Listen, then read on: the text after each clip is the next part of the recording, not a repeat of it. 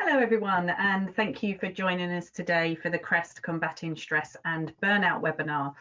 Your presenter today will be David Slade, and he will be taking questions at the end of this presentation. So please feel free to type any of your questions into the question pane, and we can make sure that we get through as many of those as we can. If there are some questions that don't get answered, then we will see if David can look at those and we can get back to you with an answer for you. So thank you very much, and I will be handing over to David. Thank you, David. That's great. Thanks very much, Debbie. And thanks to CREST for inviting me to run this webinar today. I'm very grateful for that. So good afternoon to everyone, and thank you for taking the time to listen in to the webinar. I hope you're all keeping as well as possible in these difficult times. I may have actually met some of you at the CREST Access to Cybersecurity Day in London last July, where I ran the stress and burnout workshops. But for the benefit of everybody else, I'm a psychotherapist working in private practice, and I work a lot with charities such as PTSD Resolution, which serves ex-military personnel and their families, the child bereavement charity Winston's Wish, and I've recently been doing quite a lot of work with the East of England Ambulance Service. So my role is really trying to help people deal with a range of mental health difficulties, including anxiety, depression, trauma, anger, addictions, and work-related stress. Before I became a therapist, I worked as a chemical engineering consultant and a research chemist, amongst other things. So today, I'm just going to give, in the short time I've got really, a brief summary of what came out of the stress and burnout workshops that I mentioned, and also talk a bit more, in a little bit more depth, about remote working, which was, I think, one of the call for action points that was highlighted in the CREST report, the Combating Stress and Burnout report that followed the workshops. So yeah, so I just start to like to remind ourselves what we're actually talking about here. So what is stress and what is burnout? So stress is this state that arises when a person sort of perceives that the demands placed upon them at any time exceed, or importantly, threaten to exceed their capacity to cope, and therefore threaten their well-being. So, and burnout is a state of physical, mental, and emotional exhaustion. And this usually happens after a prolonged period of excessive psychological stress. And of course, it's worth mentioning as well, if you have a look at this little graph here, that not all stress is bad, and a certain amount can really help us perform at an optimum level. So at the top of the graph here, right at the hump where it says intended performance, working at this level is actually really, really good. We're very effective, highly productive in this region of the graph. It's when we start to slide down the right-hand side that we really need to sort of look at ourselves or others and take some kind of action. So this is me introducing myself at the Access Day last year, having just arrived at the venue 5 minutes earlier, having been stuck in slow traffic for a few hours getting into London. But this is short-lived stress. This is fine, and it quickly dissipates. Well, relatively quickly anyway. And it all ended well after a stimulating day and interesting discussion with some really great people. But it's the more persistent stress that arises that really causes difficulties. So, if nothing else today, what I'd like you to take away from today is three messages really, and that is keeping out of the red zone, one size does not fit all, and cultivate compassion, all with a view to combating stress in the industry, in the workplace, and in life in general for that matter. And I'll explain those a little bit more in a moment. So before that, just a quick snapshot of the scale of the problem. And some of you, I'm sure, have seen these figures before from various reports. These are combined figures from the UK and the US, but we're really looking at quite a serious problem here. And it's, nearly a third of people, of security team members experience tremendous stress. Around a quarter of security leaders admit stress levels greatly affect their ability to do the job, and nearly a quarter saying that stress really kind of impinges onto their personal life as well. And some of you may have read the report that I referred to earlier. This is the report that was written after the workshops and collated all the information, and it's actually available, if you haven't seen it, on the Crest Approved website. And for those of you who haven't seen it or haven't read it, I would really encourage you to have a look at that. There's some good stuff that came out of the workshops there. So in the report, if you get a chance to have a look at that, or if you've seen it already, you'll see that the following areas here that are on the slide now are recognised as target areas where stress could potentially be reduced. And a number of stress reduction measures are suggested in section 5 of the report relating to each of these areas. So, for example, just off the top of my head, how to deal with bullying behaviour in the workplace, for example. Increasing face-to-face communication if remote working is going on. Obviously not at the moment, but in normal circumstances. And also having access to appropriate mental health training and many more measures that are indicated in the report. The report doesn't give an exhaustive list, but it provides a good basis to stimulate thought and action. So, and these measures that, to combat stress are based on really going back to our fundamental needs and identifying where those needs are not being met, and then trying to focus on them and get them met in healthy ways. And of course, provides an added benefit by looking at things like this, of helping ourselves and others work more intelligently. So here, the 9 fundamental emotional needs that human beings have are put on a kind of ladder. And the reason for doing that is to show that as we go up the ladder, we're better able to access our intelligence. And this ladder doesn't mean that we have to get the bottom needs met before going higher up the ladder. All needs need to be met in balance. But if you're not getting those primitive needs for control, security, and status met, then it's really, really difficult to access higher intelligence and feel mentally healthy. However, on the left, we've got those 9 emotional needs there.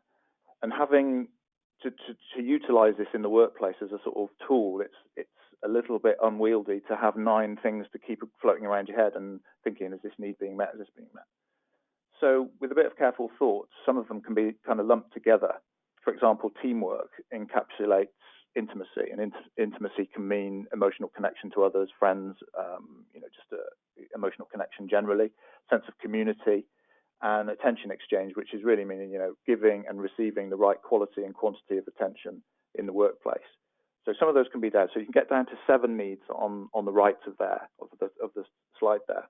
And having 7 needs is a little easier to sort of keep in the back of your mind, but it's still a little bit cumbersome. By putting these 7 needs now, applying a sort of traffic light system to them, we can help ourselves and others recognize that if we're in the red zone, i.e. our needs for status, control, and security aren't being met very well, we really need to get out of it and help others to do so as well, so that people can function well and healthily and are able to develop the good interpersonal skills needed for forming good relationships and engaging in teamwork, which are higher up the ladder there. So when we're in the red zone, those needs for security, control, and status all need topping up. But it's important to remember, and this is a really important point, that trying to get those needs met, the status, control, and security, but at the expense of others, is really not what we're talking about. This is getting the balance right. So, you might have some people who have an excessive amount of control and are controlling, and that has a detrimental effect on others. So it's not about that. It's about helping everybody get those needs met, but without unnecessarily causing negative impacts on others. And this tool can be used very practically just to help people move into the green zone. So when we're in the thick of it in work, we say, right, okay, I feel like I'm in the red zone. I need to do something. I need to take some action. Or I recognize that someone else is in the red zone here. And just using that terminology as a sort of aid memoir can be really helpful to actually just tap in to what we're doing. And to be able to move into the green zone. And businesses really, really get the green zone. They really understand that it's what they're really interested in teamwork, achievement through learning, and acting from a real sense of purpose. So the slide that's on there now is really just get that key message. It's key message number 1 is keep out of the red zone and increase yours and others' sense of status, i.e. being valued, sense of control over matters, and security needs. And of course, it's really very relevant right now with what's going on. It's really, really difficult to do, feel in control of the situation and feel a sense of security. There are things that we can do to help ourselves, but it does make it an awful lot more difficult when we have a whole load of measures imposed upon us that restrict our freedoms.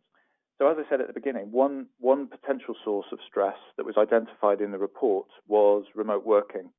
It's really important to note that if managed well, remote working can be hugely beneficial in terms of attracting staff and enabling, a good work-life balance.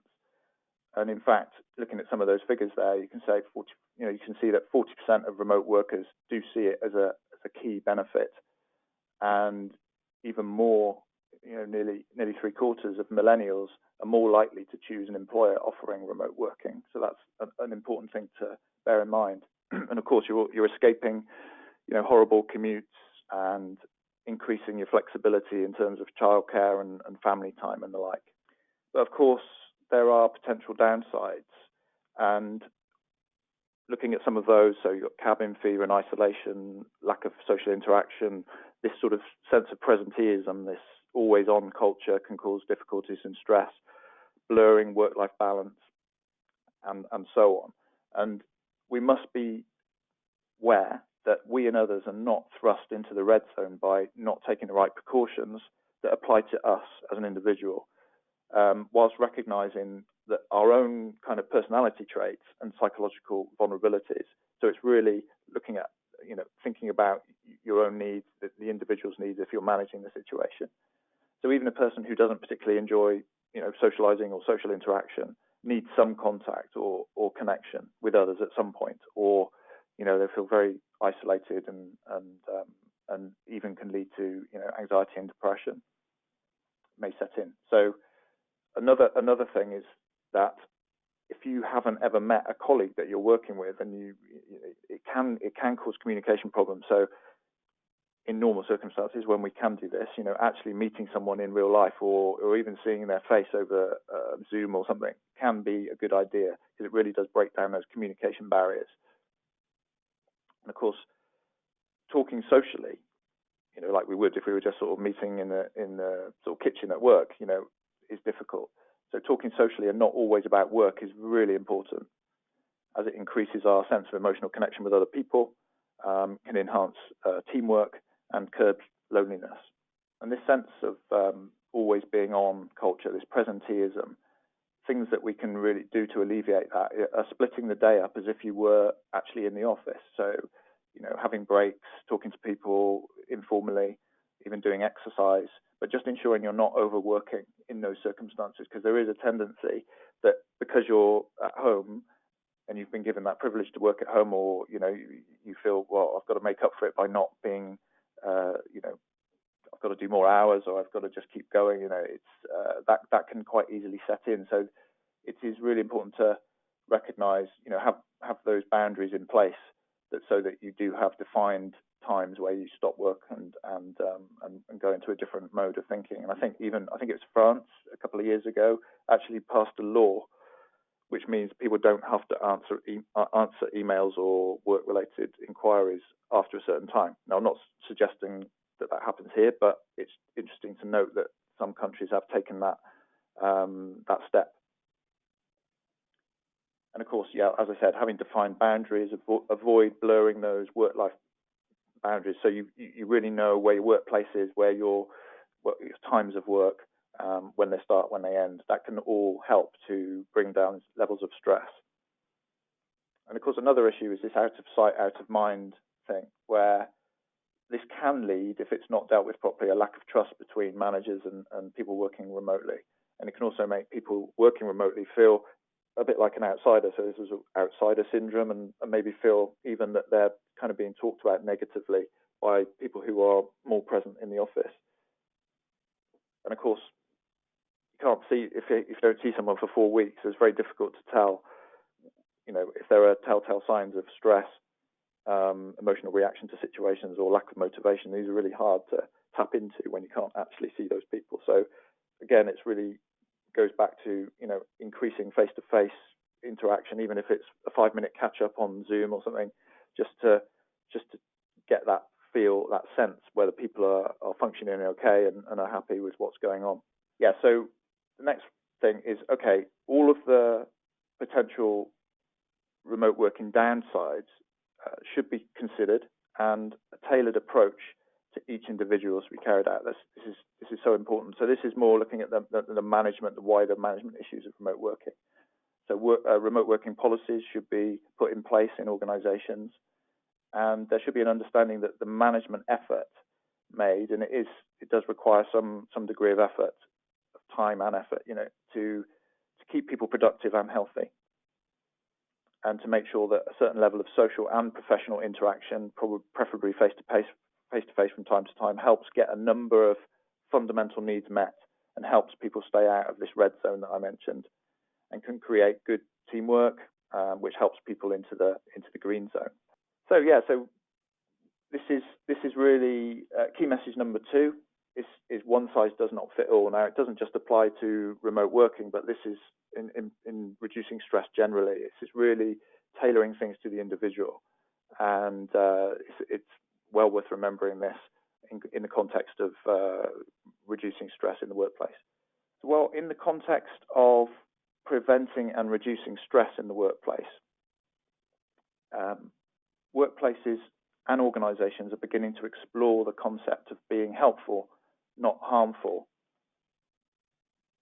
both in activities in the world and for the treatment of their employees. And the workshop sorry, I think I've just got slides the wrong way around, but it doesn't matter. So the workshop also highlighted the need for more attention to detail, awareness and empathy in the cybersecurity workplace, which really is just suggesting a cultural shift towards a more compassionate workplace. Okay, what is compassion? Well, it's an evolved motivational system, essentially, and it can be defined as a sensitivity to suffering of self and others with a commitment to try and alleviate and prevent it. Okay, this makes sense, as our kind of long-distant ancestors needed to cooperate and look after each other, look out for each other, in order for all of them to have the best chance of survival. And some people might say, well, isn't compassion a bit soft or a bit weak? Well, this can sometimes be the misconception, like pity or some kind of tenderness. But we sometimes find this belief acts as a sort of barrier to compassionate, ways of thinking or mind training or self-compassion exercises. So people can be encouraged to get a picture of our emergency services in their mind, for example, and this is really relevant right now, or figures of, such as Nelson Mandela, perhaps. Now, these people are not generally considered weak, and unlike kindness, simple kindness, acts of kindness, compassion requires courage for engagement with suffering. So one obvious question is, well, okay, are some people just born more compassionate than others, or can it be changed? Can it be learnt or increased? And the answer is a very resounding yes. And many studies have shown that compassionate mind training, just teaching yourself or thinking more compassionately, can increase compassion towards others and yourself. And certain practical steps to building up compassion are listed on this slide.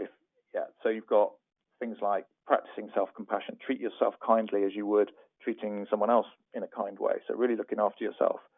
Recognize yourself as connected to a much bigger system where cooperation commonly has better outcomes. And this is happening right now all around the world by people being in lockdown. I know that they don't have a choice, but they're working cooperatively. They're really working hard to ensure that this thing doesn't spread completely out of control. So in some ways, you do feel a sense of togetherness and compassion, particularly for frontline workers and other key workers. So this is going on. This is very relevant right now. Honing our skills, such as being non-judgmental, building up our tolerance for distress, our courage and other sort of technical helping skills. And also just to continue learning about this, what are the benefits? What other benefits are there? So there are also health benefits, really quite simple, that loads of studies have showed that this sort of guided intentional practice of focusing doing compassion-focused activities and exercises really does have a big impact on a range of psychological and physiological systems, including the brain, our heart, and immune functioning. And even, taking on board self-compassion, really, looking after yourself can lead to reduced anxiety, rumination, perfectionism, lower levels of fear and of failure and depression even. So this is really does have an impact on our physical health as well as our mental health. So what actually leads to burnout in organizations or in industries is excessive work. So these three things combined. It's excessive work pressure combined with unsupported environments and reduced self-care behavior. And compassion goes a long way to preventing this burnout type of culture, and much more moves towards a supportive one with a shift to a culture of well-being. So it's really a very underlying or overarching, however you want to view it, thing that can really shift cultures in organizations all over the place. It's very, very powerful. So just going back to those three key messages that I put up right at the beginning. So check out, am I or others in the red zone feeling stressed and unable to access full intelligence? Treat people as individuals and individual needs and recognize what they are. So one size does not fit all. And that was applied in this presentation to remote working. But as I said, it can apply across the board in terms of dealing with stress and stress reduction. And finally, cultivate compassion in the home, in the workplace, in organizations. And by doing that, giving ourselves and others the best chance of actually meeting needs to stay well. Okay, thank you. That's great. Thank you very much, David. And I think there's probably some things that are sort of resonating with people that have been on the call, because there are a few questions that have come through. So okay, if you're ready to yep. take those. Absolutely, yep. Okay, brilliant. So one of the questions that's just come in. So what is the best way to deal with anxiety, knowing you have several work-related activities to complete before a short deadline, and so struggle to turn your mind off? Okay, so yeah, I mean, if it feels like it's just you just simply got too much to do in such a certain amount of time, I think some things that you can do to put the mind at rest. Again, if there is somebody, whether it might be completely remote doing this, but if there is somebody right at the outset that you could talk to, whether that's a line manager or whatever, to say, to highlight that straight as soon as possible, because some people, you just get a feeling of like, well, I've got to do it. I've just simply, all of this needs to be done, and I'm just going to have to plow through it until I get it done. But if there is there's no harm in trying just to say, look, I think I can get this done and this, and these are the most important things that I need to do, so I will focus on those. But I think sometimes sharing that is really important, and I really do understand that this is not always possible. But I think it's if when you start to get into that anxious way of feeling, it's like I was saying in the presentation, that you feel you can't think clearly, you can't think straight, you can't do your problem solving sort of things as readily as you can when you're feeling less anxious. So anything you can do right at that point, when it starts to sort of feel a bit overwhelming, whether that's relaxation or some sort of vigorous physical exercise or talking to somebody about it or whatever, the key is it's being able to access your really thinking part of your brain, so you can tackle the problem as best you can. But at the end of the day, you can only do what you can do in the time. There is no way. There's no other way around that. But I think the key message would be to try and share it with somebody, to try and get yourself physiologically as relaxed as possible, so you're in the best shape to tackle it, and be able, because then you'll be able to prioritize. At least you can get some of the real key things that you think are most important out of the way. But really being able to tell what the most important things are when you're in an anxious state is very, very hard. So I think that would be broadly what the advice would be. Lovely, thank you, David. Hopefully everybody's questions get answered by David, but if there is something that you would like him to add at all, then please feel free to pop it in the question pane as well. So moving on to the next question, is there a role for the provision of counselling services in organisations? I mean, I guess this is my personal opinion is yes. I mean, definitely. I think if people know that there is someone that they can talk to apart from their immediate line manager or someone else who's working closely related to them, who's impartial and looking at it very objectively, what they're talking about, and they feel comfortable reaching out in that way rather than talking to people who they're working with directly, then I think it's definitely the right way to go. And there are many organisations that do have that in place. So my personal perspective is yes, there definitely is a role for that. Of course, it depends also on the individual who might be suffering from anxiety or stress or whatever. It's some people are a bit more reluctant to engage with that. So I think it also depends on how it's presented and how people have the freedom to access it when the time is right for them and thinking about doing it at their own pace. So if it's always there, then I think that's great to know in the back of your mind, even if you're not absolutely ready at that point in time to engage with it. So yes, I'm absolutely very much in favour of that. Lovely, thank you. And just to let you know, that first question you answered, the person came back and said thank you. So I think you answered that. Okay, that's great. Thanks. So thank you. So moving on to the next question. In a situation where you're an individual, you're in a 100% remote team, but there's no communication apart from like strict technical discussion. What's a good way to drive the team towards this goal and become a team, not just a number of people chasing metrics on a tracking system, but when you're not in a management senior position to be driving that? Yeah, this was a almost identical question actually came up in the workshop. I think that one of the workshops that we ran in July, and because I guess my lack of understanding of exactly how things operated in cybersecurity at that time, it was quite, I was quite surprised that there's some people they might not see anyone for months. They might literally be working. When I was talking about remote working, my idea of remote working was extended somewhat when I was talking to these people. It was almost like they're literally not anywhere to be seen, and it's that to me that's really, really difficult. It puts people in a really difficult situation. And I think one of the sort of responses or ideas for how this could be dealt with was that HR departments or some sort of mentoring system kicks in. So there is someone, even if you haven't got a direct line manager as such, there's some mechanism of someone being there that you can tap into at some point. Again, I don't have a absolutely full understanding of how some of these people are operating, but that to me seems like a sensible approach. And if that's not possible, then it's I suppose putting a lot of the onus on the individual themselves to be able to apply all this sort of self-care advice and things like that to minimize the stress, but it still leaves a lot of gaps for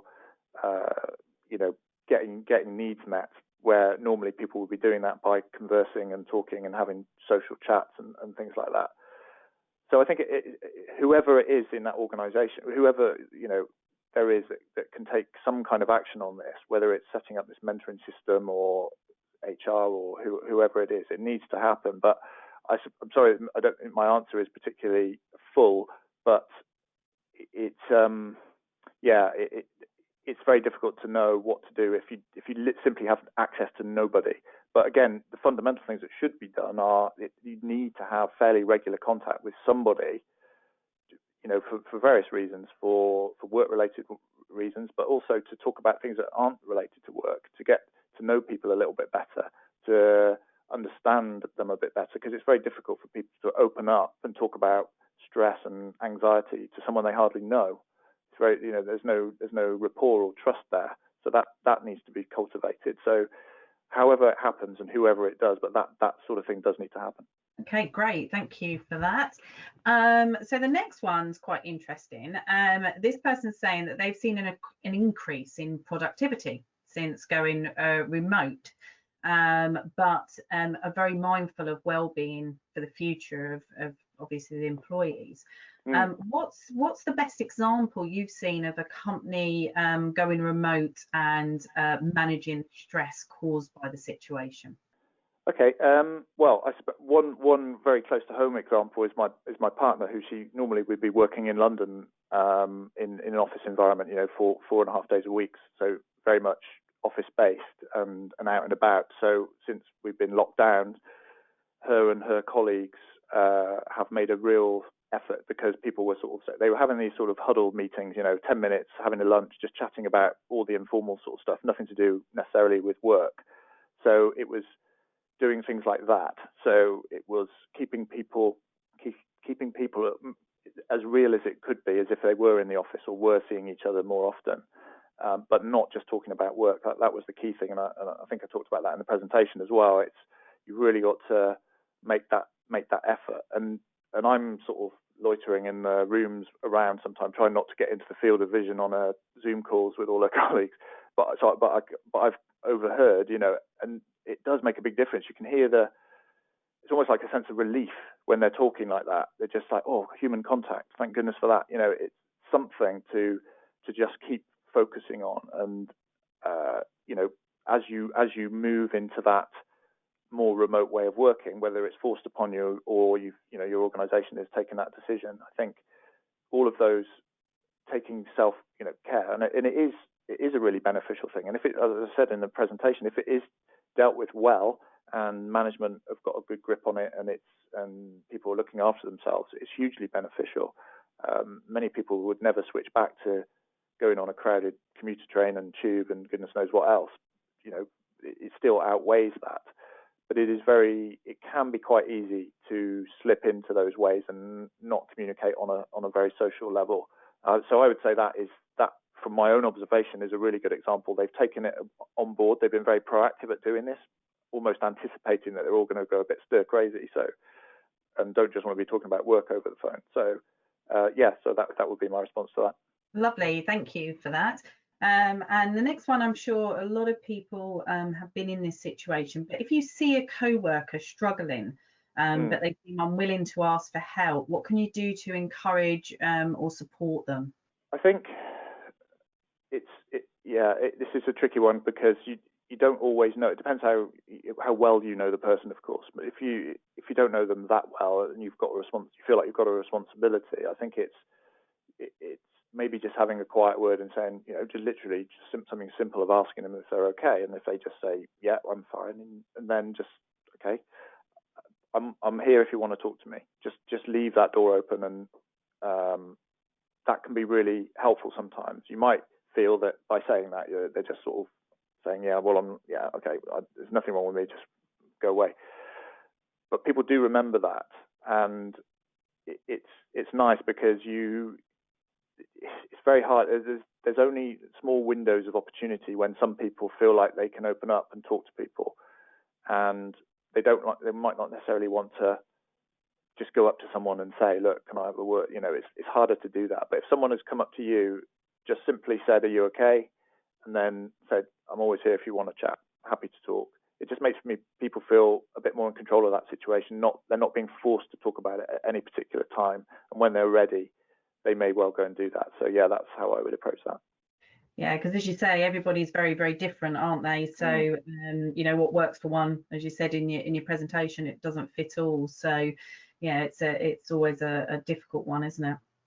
Yeah, and it's hard, to know. It depends what's happening with their actual work. If their performance is dipping or seems radically different than it has been, and the difficulty is if you're going in there sort of talking about the work stuff, it kind of just raises a level of anxiety immediately.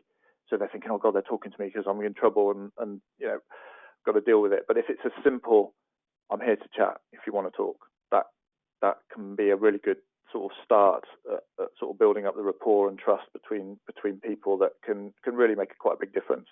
Thank you. So the next question, they're sort of saying that obviously people have been kind of forced into a situation, into remote or lone working at the moment, are experiencing that stress around this time. So what lessons do you think that we'll be able to take from the experiences now into future ways of working? Would there be any positives really that will come out of remote working? I think one thing it's shown is how creative people can be, and how quite a lot can be achieved if it's done in the right way without actually always meeting up face to face. So there could be benefits in terms of people might, reduce their amount of time they're actually physically in the office. It might not, I don't mean like to an extent where they're not there at all, but I think maybe for some people having a bit of the best of both worlds, if you like, having an opportunity to maybe work 1 or 2 days at home and still be engaging in all the kind of activities that have been taking place in lockdown would be really good, because you're still getting all the benefits of being in the office, you're still getting all the other benefits. But I think another sort of underlying thing that people have picked up from this is that when we're forced into a situation where we have less effective, on the face of it, we have less control, but we do have less control. We feel a little bit more insecure, or even very insecure if you're working on the front line. And it's like when I've been working with these paramedics recently, this is very much what they're dealing with on a daily basis. But they're still quite positive about it, about what the whole situation is doing. And I think in terms of remote working, I think people have realized that even when those needs are being reduced, there are still things you can do to improve them. So there is always something you can do.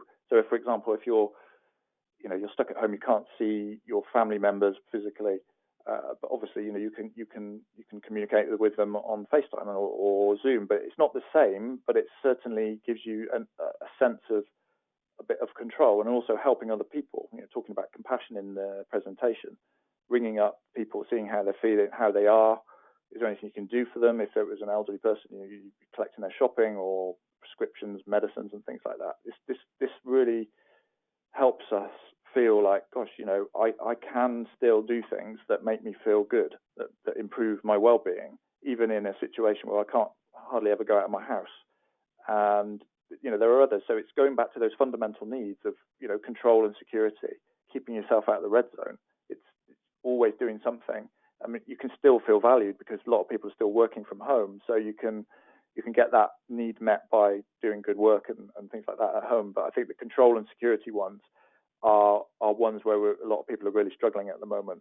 But where people have worked out ways of doing something, some small way of increasing control, some small way of feeling more secure, then that can really help. And then in the future, I think when all this is over, I really think people are a bit more resilient and a bit more creative, a bit more, they've tried things, they've been in a situation where they've had to really adapt, and they've learnt that about themselves. And that's actually quite a good thing. You can think, I manage that, I can bloody do anything, It's so I think that's what I would say, that some of the good stuff that could come out of all this. Lovely, thank you. So next question. So is there a danger that by being compassionate and dealing with some of the distress of others may itself lead to burnout? Yeah, it's quite a hot topic, and a lot of research has been done on this. It's really interesting, but fundamentally, my belief is that not if it's done to its full capacity, if you see what I mean. So what I mean by that is that there are two types of competencies, if you like, to be compassionate. There's ones where you're engaging with the person who might be distressed. So it might be you feel sensitive to signals of their distress, for example, being moved by them. So you're feeling some sympathy, and then empathy for the nature of what's distressing them and the causes, and being non-judgmental. So that's like the engagement phase. Now, if you just do that and you did that a lot, then that can take a toll. But what tends to really dilute that is when you go into the action phase. So there are certain competencies of compassion where you're actually taking action. So you might be thinking about, how can I really help this person? How can I think about what's caused this and what solutions there could be. So you're kind of going into problem-solving mode, which keeps you out of just feeling emotion. So once you start going into that mode and doing things that might be helpful or even courageous, it can really just turn the way you feel around. So it's all of those things, like all the health benefits and stuff that I talked about earlier, start to kick in. Physiologically, you start to feel okay. You feel all right. The amount of cortisol in your body goes down, so you're less stressed. It's really strange, but just purely helping someone else, actually taking the action, not just absorbing what, listening to them and then doing nothing. That can take a toll. But when you go into the action mode, if you like, you really feel like you're doing some good, and that keeps us from feeling burnt out. And this actually is a really good example. One of the paramedics, he's a kind of senior guy working on all the COVID response near where I live. I've been talking to him a lot, and he said to me the other day, he said, one thing that really helps me, or it's really weird, he said, the only time I feel really good, I feel a lot of anxiety about all this, being on the front line and stuff, but he said one thing is, I have a lot of staff members coming to me feeling anxious and want to talk to me about stuff, and he said, that's the only time I feel really good and at peace. He said, I do this, but when I listen to him carefully, he said he's taking actions. So he's doing things for these people. He's not just listening to them. He's actually taking action and trying to put things in place and help them practically, which makes him feel good. So he's not going down the slope of it really affecting him and him being sort of fatigued by all of this, hearing all this distress. He's gone into a different mode, and of course he's kind of looking after himself to an extent by talking to me and letting it all out and sharing it and stuff. So that's what I think. What I do think leads to burnout, and I mentioned it in the presentation, is this horrible three combination thing, which is the excessive work pressure, which sometimes we can't get rid of, but combined with an unsupportive environment and reduced sort of self-care behavior. When you've got all that in the pot, it's really bad, and that's what leads to burnout. So compassion and dealing with distress and dealing with distressed people, even if you're doing it every day, that it doesn't necessarily lead to burnout. Not if you're taking lots of positive actions. That's brilliant. Thank you very much, David, and thanks for answering all those questions. Unfortunately, our time is up now for today, but it's been a really interesting presentation, as I'm sure all of you will say as well, and for some of those questions to be answered. As I say, if anybody does have a question they would like to put through to us, then please contact us at the marketing at crest-approved.org, and we'll be really happy to help you with that. And also, if you haven't already read the stress and burnout report, as David mentioned, from Access Day in 2019, then please go onto the Crest website and you can find it there and available. And as I say, if you have any problems, please just contact us at marketing and we'll get a copy over to you. So I'd like to take this opportunity to thank David Slade for his presentation today. Thank you, David.